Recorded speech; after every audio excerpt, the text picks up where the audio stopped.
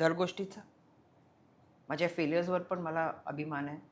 सक्सेसवर पण मला अभिमान आहे. तर लाईफमध्ये अप्स अँड डाऊन्स तर आहेत, सगळ्यांच्या आयुष्यात आहेत. हं. आय एम नॉट एक्सक्लुझिव्ह किंवा मी काय युनिक नाही आहे. पण त्या परिस्थितीत आपण काय करू शकतो आणि कुठपर्यंत जाऊ शकतो आणि आपल्यामुळे आपण काय मेसेज देऊ शकतो. कारण माझं हे म्हणणं आहे की every individual has a responsibility towards the society. आणि मला आय एम व्हेरी फॉर्च्युनेट कारण माझ्यामुळे लोकांना इन्स्पिरेशन आहे. आणि जेव्हा मी लोकांना भेटते तेव्हा पण लोकं येऊन मला बोलतात, की "मॅडम तुमच्याचमुळे आज आम्ही हे करतोय. मॅडम तुमच्यामुळे आम्ही इथपर्यंत गेलो. नाहीतर आम्हाला असं वाटलं की आता करायला काहीच नाहीये." See that itself is a blessing for you. मला तुम्हाला एक गोष्ट आठवण करून द्यावीशी वाटते. काय? तुम्ही एक परफॉर्म केलं होतं एका शोमध्ये. हो. त्या शोला हजर होत्या हेलनजी हां. आणि त्यांनी अक्षरशः तुमच्या पाया पडल्या होत्या. तो क्षण काय होता हो. तुमच्यासाठी? म्हणजे कांट एक्सप्लेन इन वर्ड्स. कारण मी हेलेनजीची खूप मोठी फॅन. हां. मी नेहमी बोलते, की हेलेनजी is the only actress who has given dignity to cabaret. काय म्हणजे कॅबरे वॉज ऑल्वेज सेड की खूप वल्गर डान्स आहे. हेलेनजी जेव्हा कॅबरे करायची it was the most dignified performances. कुठल्या अँगलनी किंवा कोणत्याही त्यांचे सॉंग्स वल्गर नाही होते.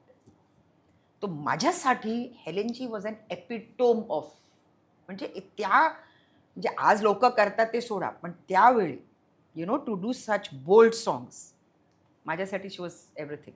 तर जेव्हा मी मराठी तारिका करत होती, हालाकी मी फक्त एकच फिल्म केली आहे मराठीमध्ये, पण Mahesh was very kind enough की सुधाजी तुम्ही पण या, तुम्ही आम्हाला जॉईन करा. तर तेव्हा पण मी खूप ना प्रच काय बोलणार फेमस मराठी फिल्म पर्सनॅलिटीज बरोबर मी एकच स्टेज म्हणजे शेअर केली आहे. तेव्हा हेलेनजी आलेले एक परफॉर्मन्ससाठी आणि माझा ॲज युज्युअल परफॉर्मन्स संपल्यामुळे आणि मी उभी होती. तर हेलेनजी फर्स्ट सीटवर बसली. तर शी केम टुवर्ड्स मी. मला वाटलं की ती मला कंग्रॅच्युलेट करायला येते. तर मी गेली and suddenly she touch my feet. म्हणजे 30 सेकंड्स आय वॉज ब्लँक. हां, तुम्ही स्तब्ध उभे होतात. हां. मला कळलंच नाही काय करायचं की काय रिॲक्ट करू? अँड असं झालेलं कारण माझ्या फर्स्ट परफॉर्मन्सच्या नंतर when after I lost my leg जेव्हा फर्स्ट परफॉर्म केली माझ्या फादरने पण हेच ट्रिब्यूट मला दिलेले. तो मैंने कहा हेलन जी क्या कर रही है? अरे नहीं नहीं, तुम मैं बहुत तुम्हारी फ़ैन हूँ। मैंने कहा मैम आप फ़ैन हो, दुनिया आपके फ़ैन है। आप मेरे पैर क्यों छू रहे हो? बोलते हैं नहीं, मैं डांसर के पैर को छू रही हूँ, तुम्हारे पैर को नहीं.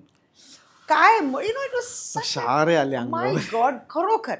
आता तुम्हाला असं आता हे ऐकून तुम्हाला असं होतंय, थिंक ऑफ मी. म्हणजे रडायचं, हसायचं मला म्हणजे माझं जे नवरस होता ना, ते सगळे माझ्या फेसवर होता त्या दिवशी. हो, हो, हो. I didn't know. I think माझ्यासाठी तो खूप एक प्रेशियस मोमेंट आहे आणि त्याचा व्हिडिओ आजही माझ्याकडे आहे. So I will preserve it till the last breath of my life. तुमच्या त्या कठीण काळामध्ये म्हणजे तुमचा जेव्हा ॲक्सिडेंट झाला, तेव्हा तुम्हाला सर्वात साथ कोणी दिली आणि तुम्ही त्या गोष्टीतून कशा बाहेर आलात? माझ्या आई आणि वडील आणि ऑफकोर्स वरती जे बसलाय ना, तोच होता माझ्या. कारण तेव्हा आपल्याला कळत नाही की कुठे जायचंय, कोणाशी बोलायचंय आणि आई आणि वडील बिचारे ते तसेच त्या परिस्थितीमध्ये ते खूपच डिप्रेस झालेले होते. पण खूप बोल्ड होते म्हणजे फादर आणि मदर. हं. पण काय असतं की माझ्यासमोर ते खूप बोल्ड असायचे. पण रात्री असतं ना, आई आणि वडील बसून बोलायचे आणि मी पण ऐकायचे. कारण मी दुसऱ्या बेडरूममध्ये पण ऐकू येतंय, की बिचारे तसं होणार काय? आपण तर आहोत, पण पुढे काय होणार याचं? कोण बघणार? कारण भाऊ नाही, बहीण नाही. तर ह्याचं काय होणार? तर तेव्हा मला एकच होता, की खाली बोलून काय फायदा नाही, तिथेच बोलूया आपण.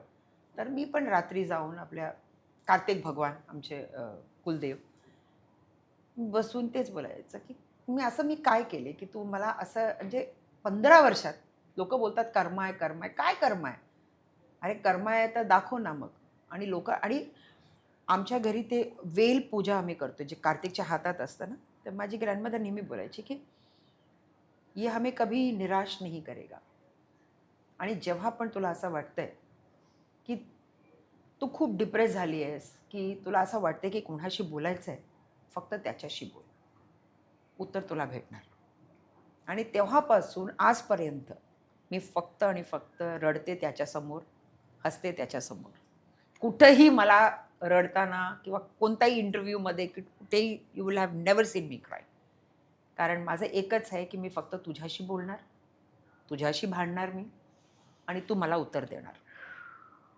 सो हेलनजींनी जेव्हा तुमचे पाय धरले तेव्हा एक तो मोमेंट तुम्ही स्तब्ध झालात, पण हो.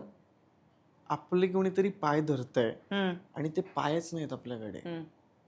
काय तेव्हा थोडं फ्लॅशबॅकला गेल्यासारखं वाटलं? काय भावना होती एक तेव्हा? सांगू का, जेव्हा मी आर्टिफिशियल लिम्ब फर्स्ट टाइम जेव्हा मी घातली ना, तेव्हा मी कधीच मला असं वाटलं नाही की ते माझं आर्टिफिशियल लिम्ब. हम्म. आणि आज पण रोज त्या आर्टिफिशियल लिम्बला बघून मी नमन करून मी घरातून निघते. कारण my limb has never behaved artificial, नॅचरलच आहे. तर तेव्हा मला असं वाटलंच नाही की ते आर्टिफिशियल लिम्ब, त्यांना वाटलं असेल कारण त्यांना ते फिलिंग असतं ना की एक नॅचरल लिम्ब आणि एक आर्टिफिशियल आहे. पण मला असं कधीच नाही वाटलं. And I think that is a very big reason की आज पण माझं जे आर्टिफिशियल लिम्ब आहे ना, ते as a natural limb work करतं आहे. आणि मी नेहमी सांगते की डान्स करण्यासाठी लिम्बची गरज नाही आहे, जिगरा चाहिए, जिगरा. ते आहे माझ्याकडे.